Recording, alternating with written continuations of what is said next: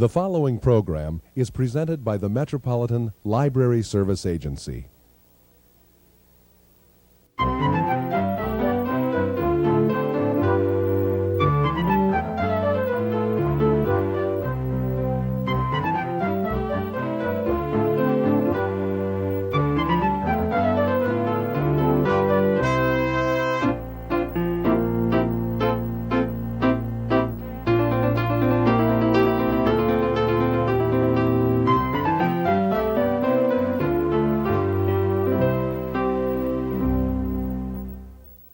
Hello, welcome to All About Kids, a program focusing on the interests of children and young people and some of the issues affecting them.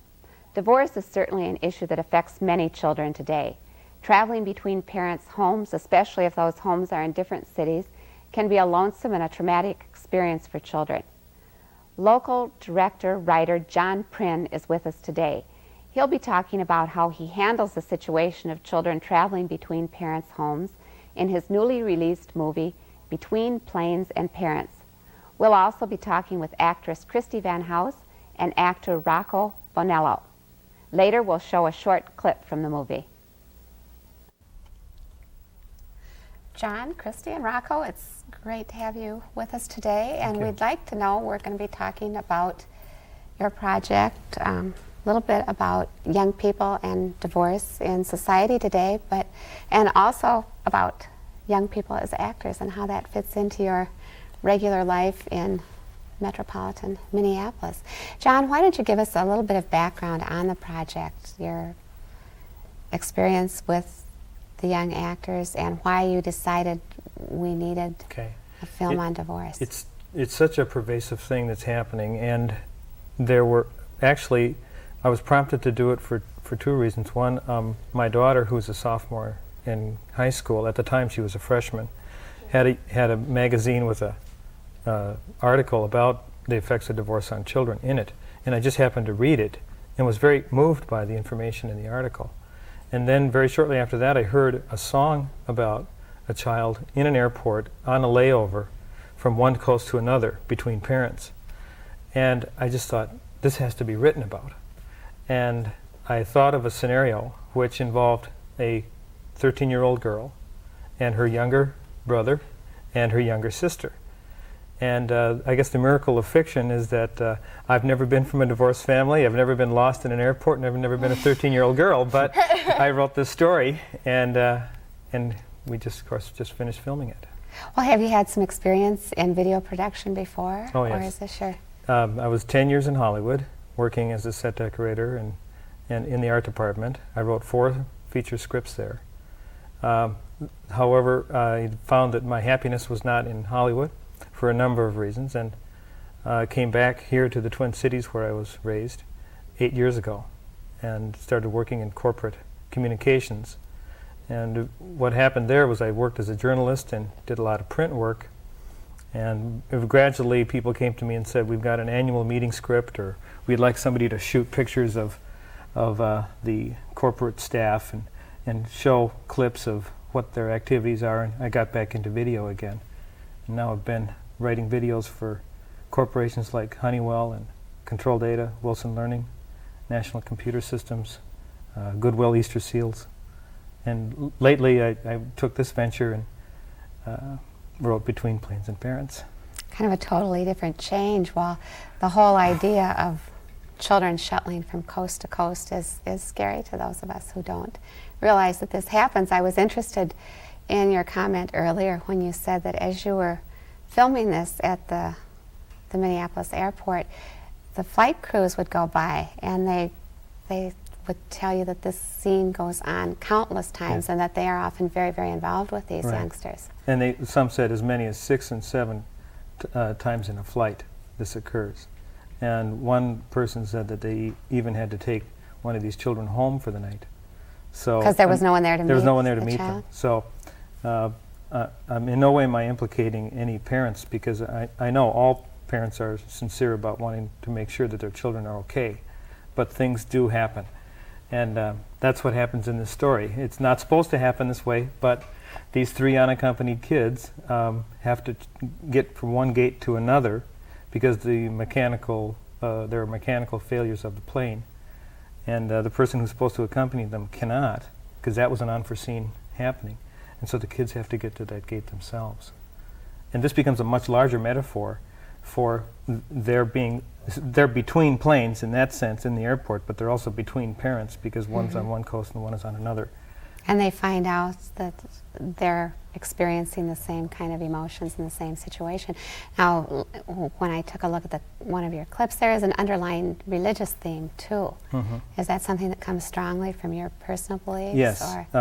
While I was in Hollywood, I had an ulcer and insomnia, and I had a drinking habit and many other problems, and was at the point of suicide, and was ready to stop my life. And because I came to a relationship with God, my life has changed completely. Now I'm happy to live and have all kinds of reasons for being grateful to live. And He's fulfilled therefore, the solution for me out of those predicaments was His love. And that's what this story is about. This Rocco, his character, has experienced a situation similar to mine and is trying to tell Stacy, Christy's character, that this can work for her because he can see that she's in a bind too. Well, let's talk to Rocco and Christy a little bit about this. How did you go through the casting? You're both high school students. Rocco, you've just graduated from Woodbury and you'll be going to St. Thomas in the fall. And Christy, what year are you going to be? I'm going to be junior. At South? South. In Minneapolis? And you both have had some acting experience in high school, but you've also had professional acting experience. Yep. So the cast notice was out, or the audition notice was out? I just want to say that I went through a casting agency. They called in around 20 kids for Stacy's part, for Christy's part that she had, and about 15 for Rocco's. And I knew right away that Christy was my choice, and I knew right away that Rocco was my choice too. Kind of instinct. But I had to see the others, to make sure. But as I looked at the others and looked at their performances, we had callbacks. And maybe this is where you can talk about the callbacks. You waited anxiously? He had me improvise, and I didn't know the script. And but you did great, you see? But I sold him on it, so. You did super. And you came on and you knew the script, Rocco. And yeah. Well, they said on the callback they had it narrowed down to 2 people, so that was kind of like a battle, So, but I made it. Well, is there a large enough acting group of young people in the Twin Cities so you don't know other professionals your age, or do you all kind of know each other so that you were competing with people that you'd worked with before or knew? I know a lot of the girls because we're all sitting on the same auditions, and we're all, and we've all done stuff together or whatever. I suppose you're all the same age, so when someone needs a person that age, we all get called in. What was it like filming at the airport? What is the day in the life of a professional actor? Is it fun and games? Is it glamorous? Is it, do you get to be dramatic and snap your fingers for coffee, or what goes on? Yeah, it was a lot of fun. People treated us really well. Really well, and people were really friendly. And, if you needed anything, they got it for you really quickly. And that was really helpful because it was hot under the lights, and it was, it was really hard, but it was really fun. How long were your shoots? I think they were The longest was 13 hours. 13 hours. Generally about 10. And when you're not on camera, you are there waiting, or you are studying your lines? Or we were playing. You're eating. We're playing. Trying to get out the idea of professionalism. On the subject of professionalism, there wasn't one time when they didn't concentrate when they needed to. There were times when we had as many as 100 people walking through the set every 5 minutes because we were in a corridor. And I, of course, as the director, I had to say, all right, we've got to buckle down and concentrate here. And just like that, they were in their roles. They were ready to do their lines. They always did their own rehearsal, between takes. They never used a cue card. They never used a prompter. They just owned those parts. and I just really appreciated that. I never once in the whole time, neither did I regret casting either of these or any of the cast. I never regretted casting anyone. and I never regretted their performances. Because you were working with a couple of younger children, a younger boy and a much younger girl. How did you get that sense of family that you needed for your characterization? Well, he called us in for rehearsals just before, so we wouldn't get to the airport and go, what are we supposed to do now on the first shoot day? So we had a few rehearsals, and the first one he said, well, let's all go to Southdale. So we all went and sort of introduced ourselves at Southdale, and or at his house, and then we all drove out to Southdale, and he sort of gave us some money and told me to go off with the kids, Mandy and Kyle, who were playing my younger brother and sister, and he gave us some money and said, go spend this on the kids and go have a good time. And I was introduced to Rocco then, after the callbacks. That was the first time I'd ever seen him after the callbacks. And then he did his own thing while I was off with the kids, and we met back at like a restaurant like an hour later or whatever. But we got to wander around, and they sort of got the feeling that I was their authority, and so it was sort of a time to get introduced and stuff. Do you have younger brothers and sisters yourselves? No, I don't. How about you, Rocco? Well, I have a younger sister that lives with me, and then through other marriages in my family, I have younger brothers and sisters around the country too. So you have that sense of what it's like to have siblings around. Well, that was probably a real good experience for you, Christy. Yeah. Have an hour alone at Southdale with those kids. My concern was that they start the whole show as in relationship, as a family. And wouldn't you say that even between takes, you guys treated each other like brother and sister? I mean, that just kept going the whole time. Yeah.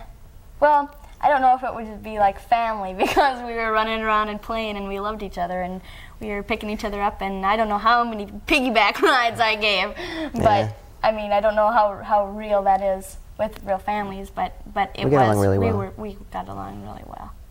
There was a lot of fun. And they too were professional actors, or actors who act outside of school or outside of community theater or something. Well, the boy was 9 and the girl was 6. Kyle Davies was 9 and Mandy Miller was 6.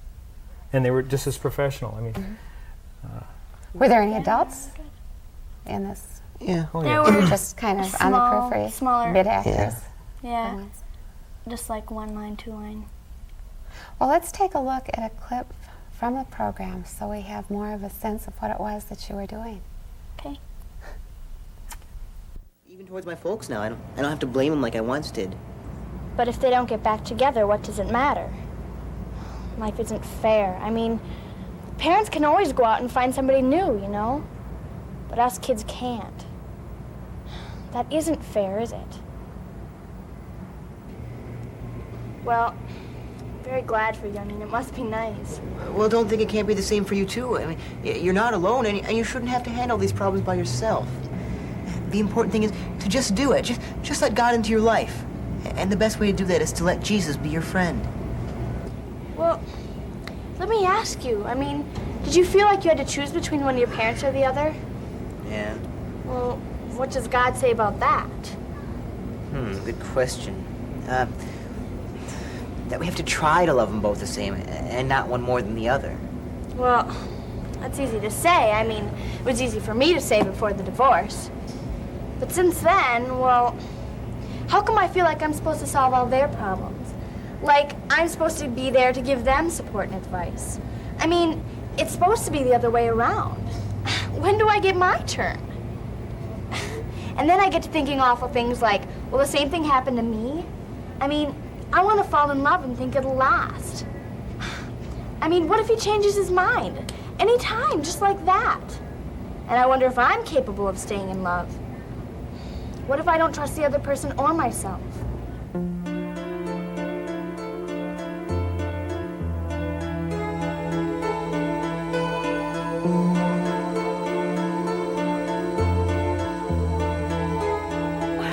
No, please!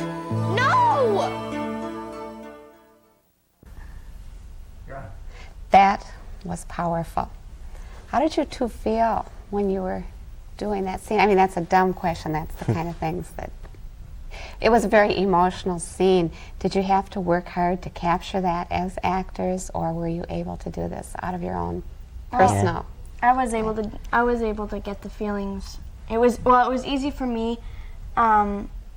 the role was because it was like I didn't have to put on a whole different character because I have been through somewhat a similar situation. I just could bring out those feelings in me, you know, and so it made it a lot easier to play the role because I could really feel what was going on. Did it help you to play the role? Oh yeah, some of the things I got real tears going in the airport. But even in terms of your own personal life, to be able to act out something like this? I don't know. I feel like I sort of had it pretty well dealt with before we started filming, so I wasn't in a hurting state like this Stacy is in the film, but so I didn't really need a helping hand at that point. But I did get a benefit out of it. What about you, Rocco? Well, you know, in that role, I was kind of giving advice, and that's something I've really never done, and it made me, you know, take a look at myself and you see maybe I could give somebody, you know, help, you know, brother, sister, a friend, and that's because you'd been through it too. Oh yeah. Your parents were divorced. Yeah. So, you know, maybe I am qualified to help somebody out through talking, and that role, you know, that scene helped me realize that maybe I could do something like that. In fact, you had said you'd flown back and forth many a time. Oh from yeah, Chicago see, to I come from a Minneapolis. divorced family, and my father lives in Illinois. So my sister and I, we're flying back and forth all the time. So the scenes that took place with Christy's character, you know, actually happened to me hundreds of times throughout, you know, my childhood and stuff. So it's really real. Well, I think from some of the things I've read, young people are really more able to help each other in terms of working out these situations sometimes than adults. And is that one of the things you were trying to get at, John, Definitely. when you were doing this video? A way to help youngsters who are going through a grieving process? Or Christy mentioned the word pain. She wasn't in that pain stage anymore. Definitely. I think that the key to many of our problems is communication. And in the case of Rocco's character, he's perceptive about this girl and sees that she's in this hurting state, this painful state. And he doesn't know what the reason is, but he tries to check out what the reason might be, and she isn't interested. But when he does hit on what the reason is, you know, then he's able to tell her about his life with the idea of helping her because he has experience that she doesn't. So that's very much a part of the story, very much a part And of it the doesn't theme. come across as soapy or melodramatic. It comes across, or at least it came across to me, as very, very real. What do you plan to do in terms of marketing this? What groups do you see wanting to use it, wanting to look at it? Sure. Right now, churches, Catholic and Protestant churches of all kinds, are taking a much more active role with contemporary issues. It could be divorce, it could be dating issues, it could be parenting, it could be a lot of things. It could be teenage pregnancy, suicide. There's all kinds of things that are going on today that the church wants to be involved in. And there's a network of 65 distributors that from the United States and Canada and Britain and Australia who get films like this to the churches so that the churches can show kids or parents a film such as this and start a discussion. There's also a number of counseling centers, recovery type organizations. I'll mention 2 or 3 by name: Hazelden, 4-H, the National Childhood Grief Institute. There's many of these organizations that are counseling people about this kind of topic and could use this film or films like this on topics like this to prompt a discussion, to get people focused on what it is that they are feeling. And while I mentioned those organizations, they're not necessarily going to distribute it. We're just finishing the editing now, so we'll be showing it to them in the weeks ahead. But that would be another area. So it could be used as a jump-off for a discussion group, Sure. but it could also be of use to And private schools and libraries. schools and For that libraries, matter, for that or matter. for families Sure. too. Families to take it out and talk about Sure. some Definitely. things. What's your next project? There's about 4 stories I have. One is about latchkey children. One is about teenagers involved in pornography, not doing it, but involved in I'd say consuming it, and how they deal with it. There's one involved in dating issues. A student council boy falls in love with a cheerleader at a school. Sounds familiar. The two cultures don't go together at all, but they find a common ground. Speaking of the many two things. cultures, not to take Yeah. away from that, but how do you two as actors find your acting culture mixing with the traditional high school culture? Are your colleagues at school interested in this, or do they think that yeah. you're kind of Yeah. far out? Or? Yeah. Well, they find it interesting. Everybody thinks it's just amazing that I was in a film, you know. Because this is my first professional venture. I've been in 9 high school theater productions, and all my theater friends are just in awe of me because I was in a film, and they just, everybody that comes around, they Now tell you've them, been he was in a interviewed, film, wow. he was in a film. So what are you planning to do? Would you be interested in working with John again? Oh, definitely. Certainly, yeah. I would imagine getting a good start in a positive production like this could give you a lot of experience. Right, right. With John, you know, I'm in my theater at school. I've been very, very, very comfortable with my directors, and I was kind of worried coming into a film that what if I ran into a director I wouldn't get along with? What if our ideals were different? And I just had nothing. I mean, it was wonderful. You know, we were thinking on the same wavelength, and easy to work with. So I would be, you know, very interested in working with John. Well, you've Very worked mutual. with corporate people. You haven't worked with young actors before? This is your first This experience? is my first time with young actors. In working on a corporate production, basically it's a teller or some other person, and they're in a job function. Somebody walks up and they want to exchange their money. It's just on a functional basis. It has to be believable, but there's no drama in it. You know, there's no emotion. And so this was the first project where we really went for dramatic, emotional performances. And had either of you had acting lessons before, or formal acting lessons? No. You just were able to... I just started when Get I was there. really young, so it came a lot more natural because I was around it.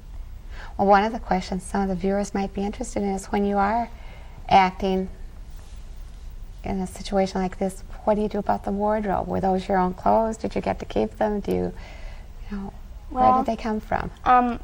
John and the people he hired for wardrobed us, and then you kept your costume, right? Yeah, I like my kept costume so mine. much I kept it. Me too. I haven't favorite worn it outfit. yet. I haven't dared pick it up yet. He's wearing the shoes right now. See it? when the video comes out, are you going to have a gala Yes. party to celebrate? We have a screening scheduled for the middle of July, and there'll be, in fact, the invitations are in my car right now waiting to be mailed. So this is July 1990, so folks July will be able to 1990, call right. and And the get some more release date of this, information. the official release date is September 1st, 1990. So that's when it will be available officially. So, Well, we're going to look forward very much to seeing this, and I am certain that libraries and schools are going to be interested. It's been a pleasure having you all on the program, and I hope that we can convince you to come back sometime. Thank you very much. Thanks. thank you.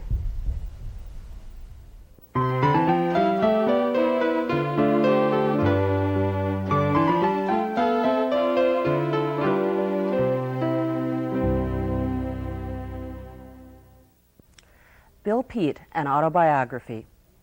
Remember Chester the Worldly Pig, Huge Harold, and Pamela Camel? Bill Peet's fans will recognize many of the more than 30 books he has written for children. But did you know that he wrote the story for the film Lambert the Sheepish Lion? And he worked on many favorite Disney films such as Alice in Wonderland, Cinderella, Dumbo, and Fantasia. Bill Peet, an autobiography, tells about Peet's childhood as well as his work at Disney Studios. From his earliest memories of 2 pigs his family raised at the beginning of World War I, through a childhood spent observing his world and then drawing it into 5-cent tablets, to his ups and downs of his 27 years at Disney Studios, Bill Peet tells the story of his life in an enthusiastic and entertaining autobiography. Younger Bill Peet fans may enjoy hearing parts of the book read aloud. 2nd through 5th graders assigned to read an autobiography will find the large print and many illustrations make the book a quick as well as an enjoyable read. Adults may be most fascinated by his ever-changing relationship with Walt Disney. Though Peet's life was not always pleasant, his persistence and ultimate success may be an inspiration to young artists and writers. But it is the artwork that really draws the reader in. Peet's characteristic sketchy cartoon drawings practically leap off the pages, Every page is illustrated. His early interest in circuses and trains is evident. And readers will recognize many of his picture book characters in the illustrations as well, and his work at the Disney Studios. Some scenes from Dumbo. Readers will also get an idea of his earlier painting style. This is a portrait of old Eli that he entered in the Indiana State Fair and won a prize. The only thing that might have made the pictures a little bit better would have been the use of full color throughout the book instead of just on the book jacket. Bill Peet, An Autobiography, was a 1990 Caldecott honor book, and Booklist called it an appealing glimpse of one man's America over a span of 8 decades. Readers will enjoy getting to know the man behind so many favorite books. Bill Peet, An Autobiography, reviewed by Laura Krentz, Children's Services Librarian at the Southdale Area Library. Thanks for joining us on All About Kids. Please tune in again.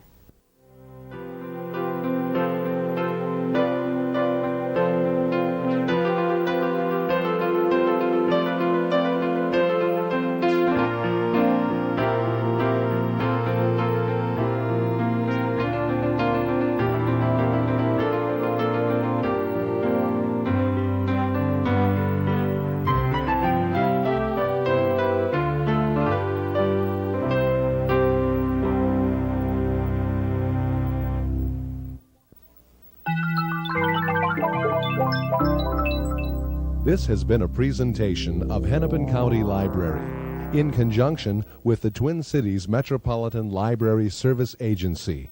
We thank you for watching, and we hope you visit your public library often.